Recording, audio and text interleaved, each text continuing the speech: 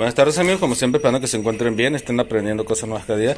Tú si eres nuevo y te gusta el video, ojalá y me des tu like, compartas y te suscribas amigo. Bueno amigos, el día de hoy me traen este horno de microondas de la marca Mave, cual me comenta el cliente que hace un ruido extraño al estar conectado. Ya está conectado a corriente, aquí se ve los foquitos. Bueno, miren, vamos a acercar aquí la cámara y escuchen este ruido.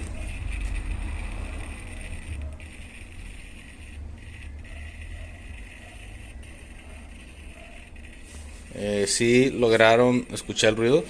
Bueno, esa falla es problema en tarjeta, ¿sí?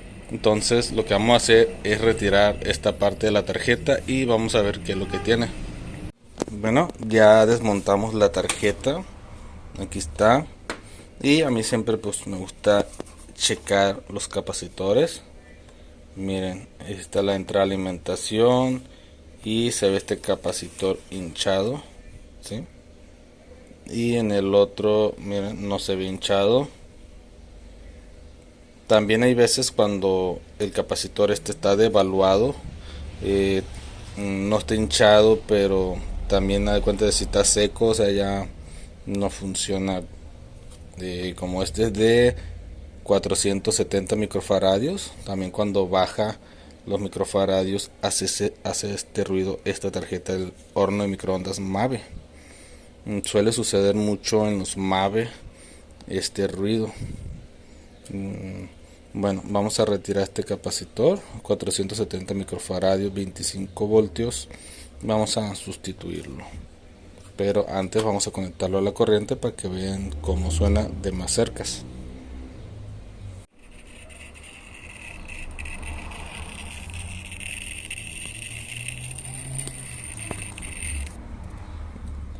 Bueno, escuchan el ruido. Bueno, este sería el ruido de la tarjeta. Bueno, vamos a sustituir este capacitor. Bueno, aquí tenemos el capacitor, se ve claramente hinchado. No tiene caso pues ni checar el valor, simplemente hay que sustituirlo. Bueno, el que traía es de 25 voltios, 470 microfaradios. El que le voy a colocar ahorita es de 35 voltios más, 10 voltios más a 470 microfaradios. Aquí pues está bien que le ponga 10 voltios más, pero si encontráramos aquí uno de que sea 16 voltios, ahí sí estaríamos pues mal, se podría reventar fácilmente. Más vale colocarle uno un poquito más sobrado. Bueno, vamos a colocarlo en su lugar. Bueno, aquí pues ya le cambié los dos capacitores otra vez por unos nuevos. Los otros sí eran usados, pero sí tenían 470, pero ya ve que nuevos hay veces que tienen 475, pues se me hizo mejor. Y pues no seguía sin haciendo el ruido. Y aquí donde está el buzzer, aquí la resistencia que está en el buzzer, ¿sí? Esta se la cambié, ¿sí? Da entre los dos, pero seguía lo mismo.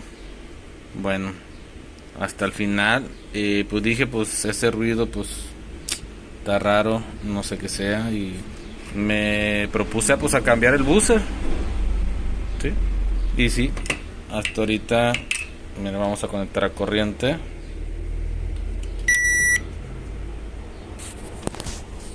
Y como logran ver, pues no suena, está prendida la tarjeta.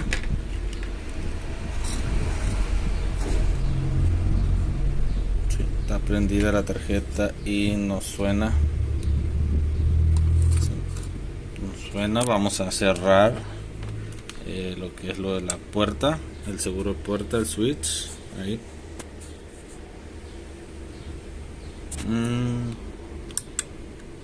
Bueno, el ruido pues no vuelve, ¿sí? Bueno amigos, simplemente pues le vieron todo lo que le cambié. Los capacitores, los dos capacitores del medio estaban en perfecto estado. La resistencia que va en el booster también se la reemplacé por otra, seguía igual. Al final pues decidí cambiar el booster y como logran ver ya no suena. No sé que haya tenido algo que ver los capacitores, que se haya hinchado, devaluado el otro estaba devaluado y que haya dañado el booster, no sé. El caso que pues ya no suena, amigos. Bueno, pues este fue mi reparación, es lo que me pasó a mí y pues fue mi solución. Ojalá la solución de ustedes sea capacitores u otra cosa más sencilla. Bueno, ojalá les haya gustado el video, amigos. Saludos y bendiciones a todos.